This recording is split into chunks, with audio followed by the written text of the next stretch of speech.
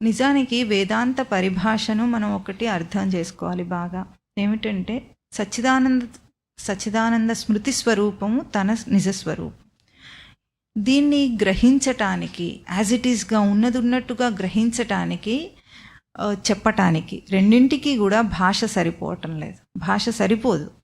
సరిపోకపోతే ఉన్నట్లుగా చెప్పటానికి వీలు లేనప్పుడు ఏం చేస్తుంది శాస్త్రం అంటే, దానికి 2 పద్ధతులను అవలంబించింది వేదాంత తత్వశాస్త్రం. ఏమిటంటే, ఒకటి ముందు నేతి అని, ఇన్నాళ్ళు మనం చేసినది ఏమిటో మీకు చెప్తాం. నేతి అంటే న ఇతి అని అర్థం.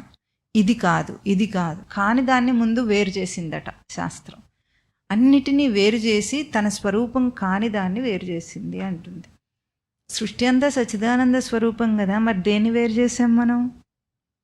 అనాత్మమని దేన్నన్నాం అంటే, ఇక్కడ మనం ఒకటి గుర్తించాలి. సాధారణ మనిషి యొక్క అవగాహనను, ఆ దృష్టిని మార్చటానికి ఈ పద్ధతి నేతి అంటే ఇది కాదు. ఎందుకంటే మనం ఏమనుకుంటామంటే, మన గ్రహింపులన్నీ కూడా దేనితో ముడిపడి ఉంటాయి? మనం కళ్ళతో చూసేదానితో, మనం చెవులతో వినేదానితో, మనం విషయాలను గ్రహించి వాటిలో వ్యవహారం చేసేదానితో ముడిపడి ఉన్నాయి. మనకు అవే సత్యంగా కనిపిస్తాయి. అంటే ఇప్పుడు కళ్ళతో చూడటమే మనకు సత్యం కదా. కన్నే చూస్తుంది, కంటితో దృశ్యాన్ని చూడటం. ఇంత దాకానే మనిషి అవగాహన ఉంటుంది కనుక ముందేం చేశారంటే, అసలు లోతుకు తీసుకెళ్తారు. చూసేది ఇంత కన్నేనా కాదా చూసుకో ఒకసారి. సామాన్య మనిషి ఇంతకంటే ఎక్కువ ఆలోచించడు కదా. మహా అయితే బుద్ధి దాకా ఆలోచిస్తాడు. బుద్ధిలో విచారణ చేసుకోవటం, మంచి చెడు వివేకం చేసుకోవటం, అంతదాకా ఆలోచిస్తాడు. కానీ ఇంకా లోతుకు వెళ్ళడు మనిషి. కనుక ముందేం చేయాలి? ఈ అవగాహన తప్పు.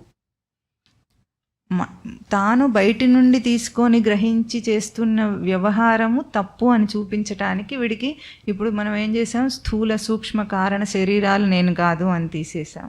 తర్వాత ఏం చేస్తాం? అవస్థాత్రయ సాక్షి అంటే జాగ్రత్త స్వప్న సుషుప్తి అవస్థలు నేను కాదని తీసేసాం. మరి ఇప్పుడు ఇదేది నేను కాకపోతే ఇంతకు నేనేది అన్నొక మనకు సందేహం వస్తే, అప్పుడు దానికి మనకు కొన్ని ఉపమానాలు చెప్పుకున్నాను. అక్కడ మనం గుర్తించవలసింది ఏమిటంటే, ఇప్పుడు తీసేసినవన్నీ తీసేయగా ఉన్నదాన్ని గ్రహించటం ఎట్లా?